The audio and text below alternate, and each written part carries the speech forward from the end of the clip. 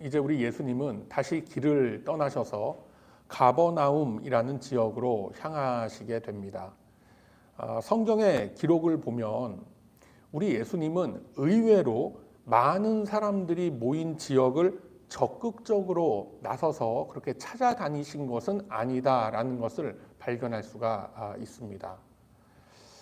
오히려 상당한 시간을 소위 말하는 은둔 생활을 하시면서 기도에 힘쓰셨고 당신을 따르던 제자들을 가르치시는 데 집중하셨음을 볼 수가 있습니다. 오늘 본문의 말씀도 바로 그러한 맥락에서 이해되어져야 하는 것입니다. 예수님은 귀신 들린 아이를 고치시는 장면을 통해서 오직 말씀과 기도만이 우리들의 믿음을 굳세게 하는 방법이다라는 것을 가르치셨고, 계속해서 당신께서 이제 곧 감당하셔야 할 십자가의 죽음이 의미하는 바를 제자들에게 알려주셨습니다. 그러나 제자들은 예수님께서 십자가의 죽음에 대해서 계속 언급하시는 것이 사실은 못마땅했다라는 것을 알 수가 있습니다. 당시 일반적인 유대인들이 가졌었던 유대교적 세계관에서 벗어나지 못했던 예수님의 제자들이었기 때문에 십자가의 형벌이라고 하는 개념 자체가 그들에게는 아예 이해가 되지 않았고 받아들이기가 굉장히 힘들었던 것입니다.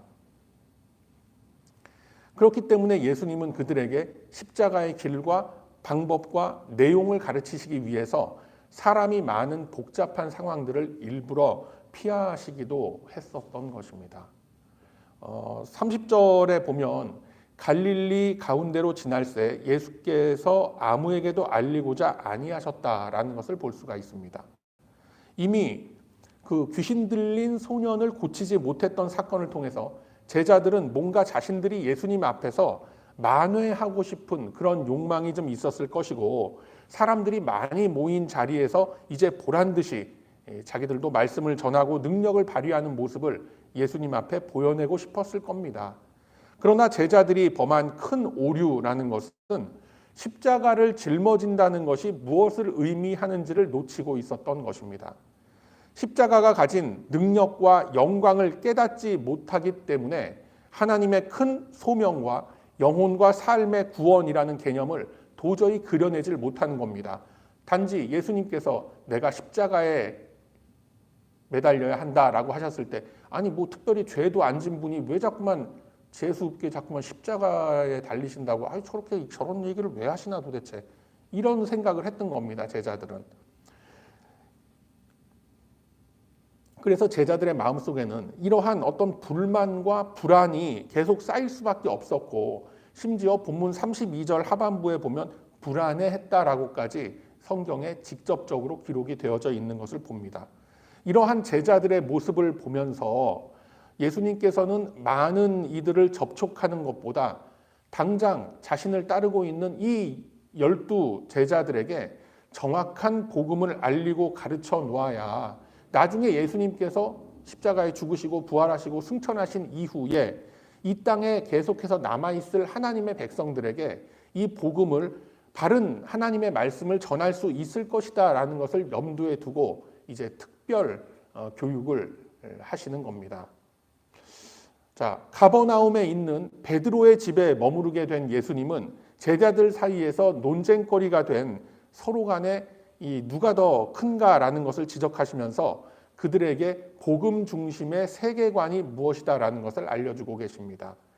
34절에 보면 무엇을 가지고 너희들 그렇게 논쟁을 하였는가라는 질문에 제자들은 답을 하지 못합니다.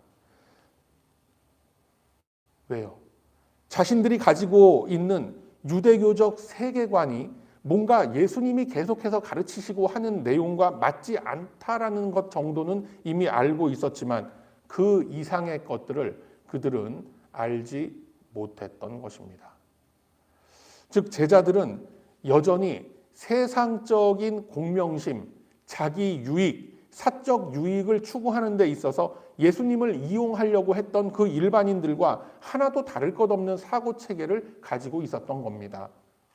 반드시 내가 뭔가 원인 제공을 해야만 그 결과가 따르고 철저한 기브 앤 테이크의 사고가 박혀 있었기 때문에 예수님이 누차 말씀하셨던 생명의 떡, 사람을 더럽히는 것은 사람 입으로 들어가는 것이 사람을 해하는 것이 아니라 사람 입에서 나오는 것이 사람을 해한다라는 이러한 개념들, 이러한 것들에 대해서 전혀 제자들은 복음적인 이해를 갖지 못했던 것입니다. 이러한 제자들을 놓고 예수님께서는 35절에서 37절의 말씀을 하십니다. 자, 그 속에서 예수님이 두 가지 말씀을 지금 하고 계시죠. 35절에 보면 누구든지 첫째가 되려고 하면 뭇사람의 끝이 되며 뭇사람을 섬기는 자가 되어야 하리라 라고 하십니다. 자, 그 다음으로는 어린아이 하나를 데려다가 그들 앞에 세우셨습니다. 아마도 베드로의 집이었기 때문에 베드로의 막내 자제였거나 아니면 뭐 그 집의 손주 정도 되는 아이를 데려다가 딱 세워놓고 37절과 같이 말씀하는 거예요. 누구든지 내 이름으로 이런 어린아이 하나를 영접하면 곧 나를 영접함이요. 누구든지 나를 영접하면 나를 영접함이 아니요 나를 보내신 이를 영접함이라 라고 말씀합니다. 자, 여러분, 우리 기독교 신앙이 다른 종교나 기독교를 흉내내고 있는 유사 철학들과의 그 가르침들, 뭐 그런 것과 다른 것 중에 하나가 뭐냐면 우리는 의도적으로 또 의식적으로 좁은 길을 가고 나의 유익을 내려놓는 길을 택한다라는 것에 있는 것입니다.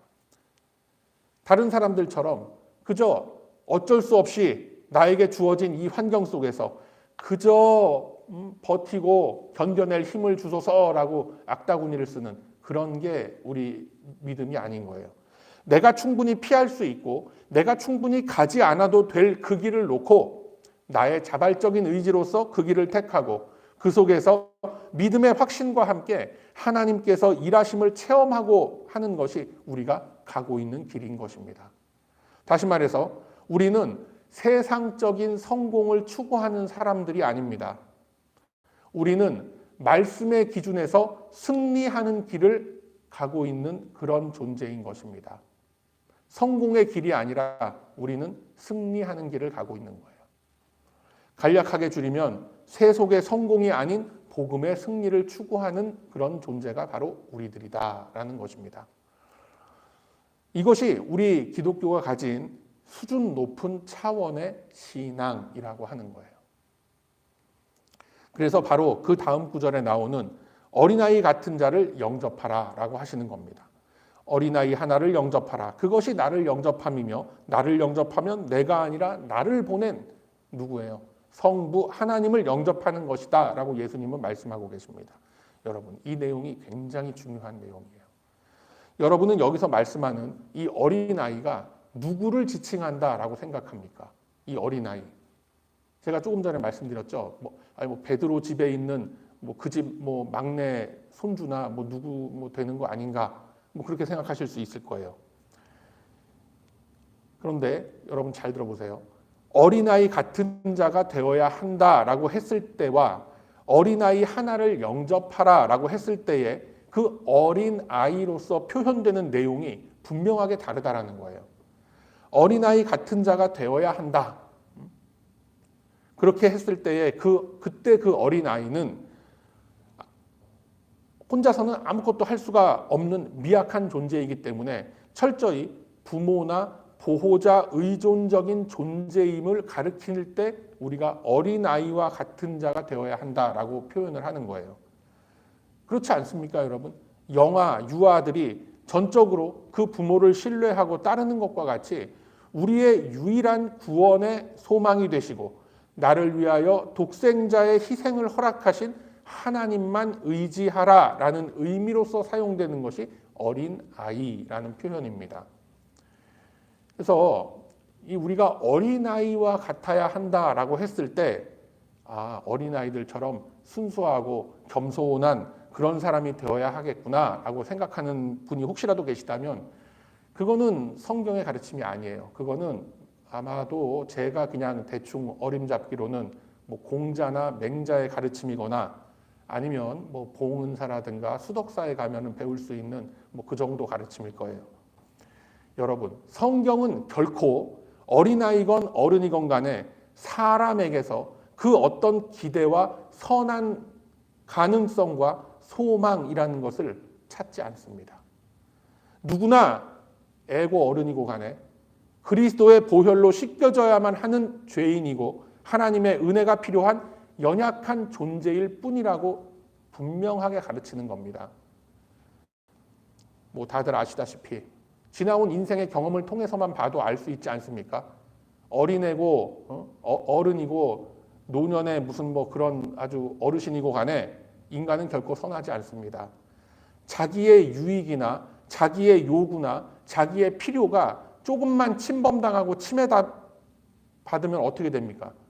아주 그냥 뭐 눈을 까디집고 막 울고 불고 막 그냥 뭐 보채고 뭐 악을 쓰고 그러지 않습니까?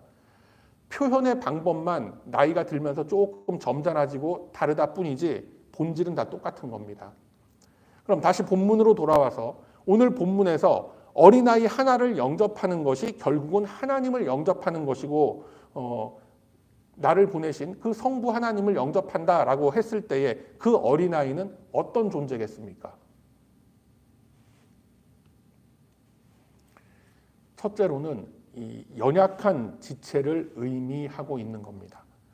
사회생활의 정도와 사회생활의 그 포지션과는 별개로 영적으로 아직 하나님을 체험한 정도가 약하고 신앙의 단계가 아직은 비기너인 그런 지체들이 뭐 교회 공동체 안에 보면 분명히 있습니다. 분명히 교회 공동체 안에 그러한 지체들도 다 들어와 있긴 합니다만 아직까지도 그분들을 보면 세상에서 쓰던 습관, 옛사람의 구습에서 쓰던 방법들을 그대로 사용하는 사람들이 있습니다. 뭐 교회 문화라는 거에도 좀 이렇게 보면 서툴고 교회라는 곳이 사실 성도 간의 교제를 나누는 것도 굉장히 중요하지만 더 중요한 거는 성경 말씀을 읽고 듣고 묵상하는 법을 배우면서 궁극적으로는 하나님과의 영적 접촉점을 찾아 나아가는 그런 모임이다라는 것, 그것이 그렇게 익숙하지가 않은 거예요. 그냥 그분들 딴에는 교회를 어떻게 생각을 하느냐면 그냥 세상 어디 무슨 뭐 동창회나 뭐 동네 뭐 이런 아는 아줌마들 아저씨들 모임에 비하면 그냥 조금 점잖은 사교 모임 정도 이렇게 생각을 하고 교회에 왔다 갔다 하는 분들도 사실 굉장히 많습니다.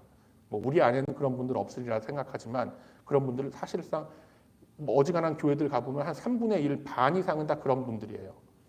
그렇기 때문에 나오는 문제가 뭐냐면 그냥 교회 밖에서 불신자들 세상 속에서나 통용되는 그런 사고의 방식을 그대로 교회 생활 속에 적용해 가는 거예요. 예배를 왜 하는지, 예배를 보면 도대체 왜 이렇게 많은 순서가 그냥 주르르륵 있는지, 그 순서도 하나하나마다 담겨있는 의미가 뭔지 모르기 때문에 예배 시간에 앉아 있어도 예배 속으로 깊이 들어오질 못하는 거예요. 교회가 그리스도의 몸으로서 이 세상 속에서 감당하고 짊어져야 하는 여러 가지 기능들이 있는데 이것들을 다 모르다 보니까 교회는 왔다 갔다 하지만 언제나 냉소적인 그런 마음으로 와서 그냥 이렇게 앉아있다 가는 거예요. 유일하게 그런 분들이 공감하고 참여하는 부분이 뭔 줄 아세요? 교회 밖에 나가서 홈리스들, 노숙자들 쫙 줄 세워놓고 빵 나눠주고 밥 나눠줄 때 그분들은 박수를 보내요. 왜? 교회에 대해서 모르기 때문에 그런 겁니다. 여러분, 노숙자들, 홈리스들 줄 세워놓고 밥 나눠주는 거는 교회가 행하는 기능 중에 극히 일부분의 기능일 뿐이에요. 그 역시 굉장히 중요한 기능입니다. 그렇지만 그게 전부가 아니고 그게 첫 번째가 아닌 거예요. 그런데 교회에 대해서 아직까지 그 정도 인식을 가지고 있는 지체들이 분명히 우리 주변에도 있을 수가 있는 겁니다. 또는 이런 분들이 있죠. 어린아이 같은 자들에 대해서 얘기하고 있는 거예요. 사회적인 이슈에 대해서 교회가 뭔가 분명한 목소리를 내야 하는 거 아니냐라고 묻는 분들도 있습니다. 저도 어렸을 때 그렇게 생각했어요. 맞기는 맞지만 간과하는 것이 뭐냐면 교회는 교회가 내야 할 목소리, 첫 번째 목소리가 뭐예요? 성경의 바른 가르침을 먼저 외칠 수 있어야 하는 겁니다. 아니 뭐 그게 뭐 교회라면 당연한 거 아니야? 라고 생각할 수 있지만 그 당연한 것이 제대로 안 되고 있는 요즘 세상이 문제가 되는 거예요. 교회가 성경의 본질에, 영혼 구원의 본질에 충실하게 임할 때 이 세상은, 이 사회는 자연스럽게 교회가 내는 소리에 귀를 기울이도록 되어 있는 겁니다. 굳이 어떤 시사적인 이슈들, 사회적인 문제들에 대해서 교회가 분명한 입장 표명을 하지 않아도 교회의 거룩한 분위기에 압도되어서 감히 이 세상은 교회에서 내는 소리에 이렇다 저렇다 하지를 못하는 겁니다. 그런 분위기가 잡혔을 때 그때 딱 한마디 하면 되는 거예요. 예전에는, 그러니까 예전이라고 하면은 70년대, 80년대 얘기하는 거예요. 아니면 그 전일 수도 있어요. 미국 사회건, 한국 사회건 간에 교회 공동체라는 곳이 권위가 있었습니다. 그리고 거룩함이 있었기 때문에 그것을 이 세상 사람들도 인정해 주었기 때문에 이 혼탁한 세상을 향해서 어쩌다가 교회가 한번 목소리를 내면 그 위력이 어마무시했던 그런 시절이 있었습니다. 빌리 그레함 목사님이 한마디를 딱 던지면 이 공화당과 민주당이 정쟁을 그치고 서로 합의를 하던 그러던 시절이 미국에도 있었습니다. 한국만 봐도 그렇죠. 한경직 목사님 같은 분, 범기독교권으로 넓혀보면 김수환, 추기경 같은 분이 그 시국에 대해서 한마디 딱 던지면 그것이 곧 사회의 규범이 되고 질서가 되곤 했었던 그런 시절이 있었습니다. 그럼 요즘은 어떻습니까? 네? 요즘은 어때요? 김상환 목사, 오정현 목사 그런 사람들이 나와서 무슨 얘기를 할 수가 있어요? 창피해서라도 어디 가서 얘기를 못하죠. 그냥 입 다물고 자기 교회 안에서만 가만히 있는 게 그게 사회에 덕을 끼치는 셈이 되는 그런 시대가 돼버린 거죠, 지금. 예, 그런 시대가 되다 보니까 교회 안에 있는 목사들조차도 그리고 교회 안에 있는 이 모든 성도들, 이 지체들조차 교회의 거룩함과 이 복음의 역동에 대해서 이제는 아주 굳게 믿지 못하는 그런 시대가 돼버린 거예요. 그러다 보니까 자꾸만 교회 안에서 다른 목소리를 내려고 하는 거예요. 왜 그래요, 여러분? 거룩함을 잃어버렸기 때문에 그래요. 그리고 신앙이 아직 어리기 때문에 그런 겁니다. 교회가 사랑의 공동체이기에 앞서서 믿음의 공동체라는 것을 모르기 때문에 그런 거예요. 뭐 그런 지체들을 결코 무시하거나 정죄하지 말고 그들에게 먼저 믿은 자로서의 그 믿음의 본을 보이라라고 하는 것이 바로 성경의 오늘 본문의 가르침인 줄로 믿으시기를 바랍니다. 여러분, 오늘 나눠드린 말씀 카드에도 있죠. 디모데전서 4장 12절 말씀 맞나요? 예, 한번 같이 읽도록 하겠습니다. 디모데전서 4장 12절의 말씀 시작. 누구든지 내 연소함을 업신여기지 못하게 하고 오직 말과 행실과 사랑과 믿음과 정절에 대하여 믿는 자에게 본이 되어. 아멘. 오늘 본문식으로 이 말씀을 보면 무사람의 끝이 되고 무사람을 섬기는 자가 되라 라고 하시는 겁니다. 자, 또한 이 어린아이의 개념을 우리가 깊이 파고 들어가다 보면은 어린아이라는 거는 나의 세상적인 유익을 더해주는 그런 존재가 아니죠. 예수님 시대에 부녀자와 어린이들은 인구 조사할 때 아예 그 인구 숫자에 포함시키지도 않았을 만큼 사회적으로 미약한 존재라고 여겨졌던 겁니다. 그만큼 나에게 그 어떤 유익과 출세와 명예에 도움이 되지도 않는 존재를 영접하라 라고 하시는 이유가 뭐겠습니까? 바로 악에서 떠나기 위함인 것입니다. 그것이 어떤 뜻이냐면 사람을 수단으로서 대하지 말라는 거예요. 사람을 놓고 그 사람이 누구든 간에 사랑으로 대하고 복음을 증거해야 할 그 목적 대상으로 보지 않고 나의 유익을 위한 수단으로 보기 시작하면 어떻게 됩니까? 내 안에서 이기심이라는 것이 훅 자라나게 되는 거예요. 그 이기주의의 결과로서, 그 이기심의 결과로서 마음속에 미움이 싹트게 되고 증오가 생겨나게 되고 인권을 무시하고 학대가 시작되는 겁니다. 여러분, 채찍 들고 주워 때리는 게 그게 학대가 아닙니다. 물론 그것도 학대죠. 그런데 정서적인 학대가 더 무서운 거예요.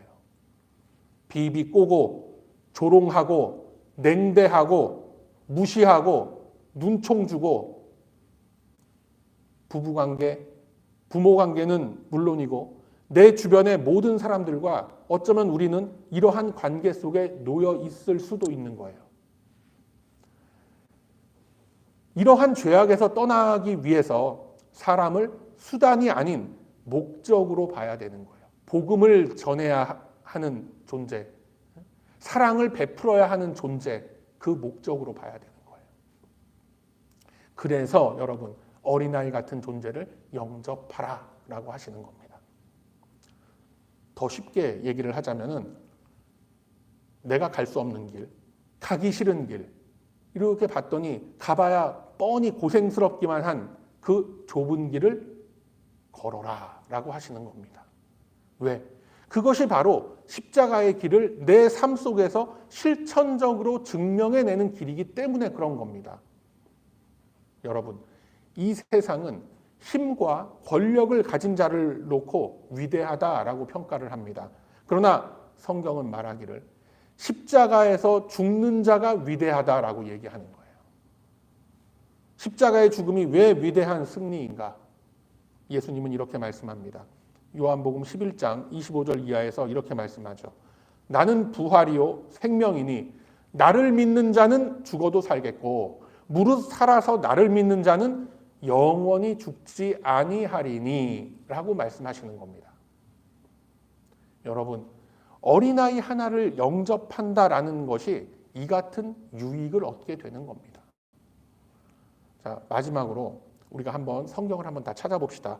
자, 신약 성경 야고보서 3장으로 가보세요. 신약 성경 374쪽에 있습니다.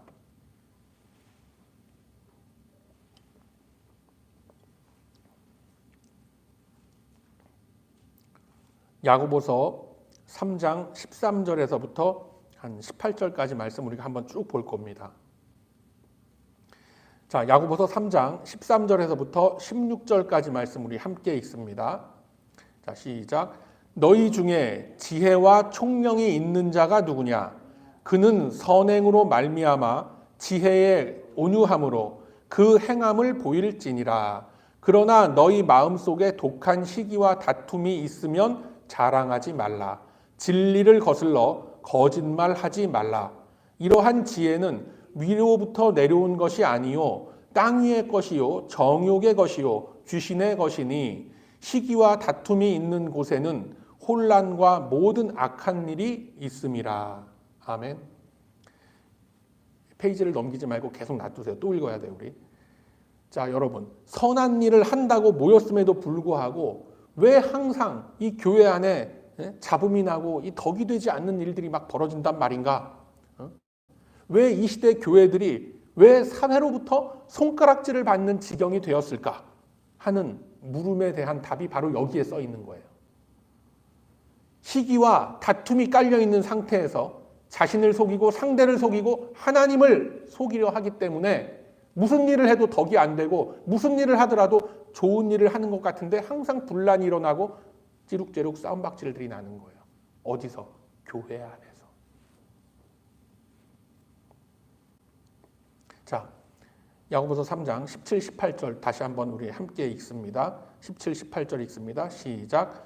오직 위로부터 난 지혜는 첫째 성결하고 다음에 화평하고 관용하고 양순하며 긍휼과 선한 열매가 가득하고 편견과 거짓이 없나니 화평하게 하는 자들은 화평으로 심어 의의 열매를 거두느니라. 아멘. 위로부터 난 지혜를 얻는 것은 오직 말씀과 기도뿐인 줄로 여러분 믿으시기를 바랍니다. 그 지혜를 얻고 얻은 지혜로 인해서 용기가 생기는 거예요. 그 용기로 인해서 비로소 어린아이를 영접할 수 있게 되는 거예요. 다른 말로 표현하면 그 용기로 인해서 비로소 십자가의 길을 걸을 수 있게 되는 거예요. 사랑하는 우리 배단위 가족 여러분, 한번 이 시간 깊이 생각해 보시기를 바랍니다. 내 주변에, 내 삶 속에 내가 영접해야 할 어린아이가 어떤 존재이며 무엇이 있는지를 한번 깊이 곱씹어보는 저와 여러분이 다 되시기를 소망합니다. 우리가 읽은 야고보서 말씀은 성결하고 화평하며 관용을 베풀고 편견을 금하라 라고 했습니다. 참 여러 갈래로 갈라져 있는 이 시대 환경 속에 너무나 필요한 말씀 아닙니까? 제가 웬만해선 강단에서 이런 말씀 안 드리는데 하지 맙시다. 그냥 또 녹음되는데 또 사람에 대한 편견을 갖고 악마화하고 특정한 그런 사람들을 범죄 집단화하면서 그렇게 증오를 불러일으키는 것, 그게 사람이 할 짓이에요. 그게 어디 가서 예수 믿는다고 그러면서 그게 사람이 할 짓이냔 말이에요. 제가 이런 표현 자꾸만 하지 맙시다.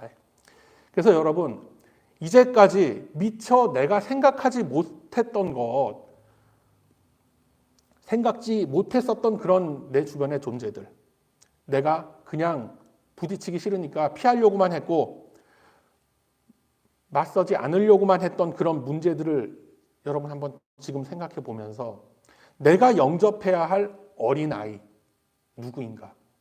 어떤 문제인가? 그리고 나에게 주어진 이 좁은 길을 피하지 말고 당당하게 전진해 나아가는 우리 배단위 가족들 다 되시기를 바랍니다. 용기를 내어 내딛는 그 거룩한 발걸음마다 우리 주님이 부어주시는 신령한 지혜의 능력이라는 것은 저와 여러분의 삶 속에 언제나 충만할 것입니다.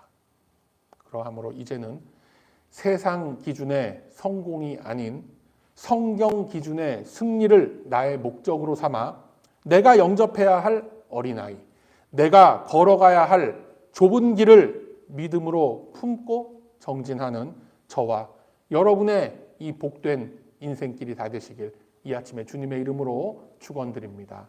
아멘.